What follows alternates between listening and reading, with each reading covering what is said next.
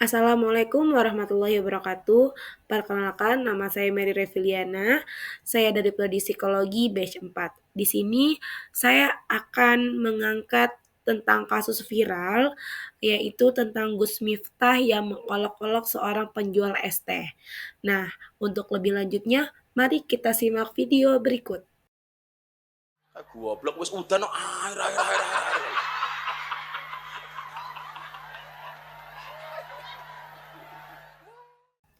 Fenomena viral tentang penjual es teh yang diolok-olok oleh Gus Miftah ini menarik perhatian banyak orang dan telah memunculkan berbagai reaksi di masyarakat. Sebelum masuk ke analisis dampaknya, mari kita lihat sedikit lebih dalam tentang kejadian tersebut. Kejadian tersebut terjadi ketika Gus Miftah, seorang tokoh agama yang terkenal dengan gaya humor dan ceramahnya yang belak-belakan, berinteraksi dengan penjual es teh. Dalam interaksi tersebut, Gus Miftah mengolok-olok penjual es teh yang dijadikan bahan candaan. Walaupun tujuan Gus Miftah mungkin untuk membuat suasana lebih ringan dan menghibur, hal tersebut justru memicu reaksi negatif dari banyak pihak, terutama di media sosial. Gus Miftah yang dikenal sebagai tokoh agama seringkali dipandang sebagai sosok yang bijaksana dan bisa memberikan pencerahan melalui humor. Namun, tindakan mengolok-olok seorang penjual es teh dapat mempengaruhi persepsi publik terhadapnya, terutama bagi mereka yang menganggap perilaku tersebut sebagai bentuk pelecehan atau ketidakhormatan terhadap orang lain. Bagi sebagian orang, ini mungkin dianggap sebagai humor yang tidak pantas, apalagi jika tidak ada konteks yang jelas untuk melakukannya. Penjual es teh yang penjual es teh yang menjadi bahan olok-olokan ini bisa saja merasa terhina atau dilecehkan.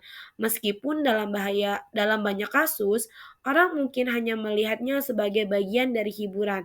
Namun, untuk penjual es teh tersebut, situasi ini bisa meningkatkan rasa tidak dihargai yang berpotensi merusak citra pekerja keras di kalangan masyarakat.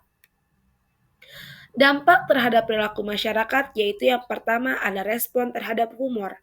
Banyak orang-orang mulai berhati-hati dalam merespon humor yang melibatkan orang lain, apalagi jika humor tersebut melibatkan stereotip atau merendahkan profesi tertentu. Ini bisa mempengaruhi cara orang berinteraksi satu sama lain, baik di dunia nyata maupun di dunia maya. Beberapa orang mungkin merasa bahwa ada batasan dalam bercanda, terutama ketika melibatkan orang yang rentan atau berstatus ekonominya lebih rendah. Yang kedua, reaksi netizen dan efek media sosial. Media sosial berperan besar dalam menyebarkan fenomena ini. Dengan berbagai komentar dan kritik yang menyebar luas, reaksi negatif terhadap olok-olokan Gus Miftah mungkin bisa meningkatkan kesadaran tentang pentingnya empati dalam berinteraksi secara online. Di sisi lain, media sosial juga menjadi tempat untuk membela Gus Miftah atau membela penjual es teh.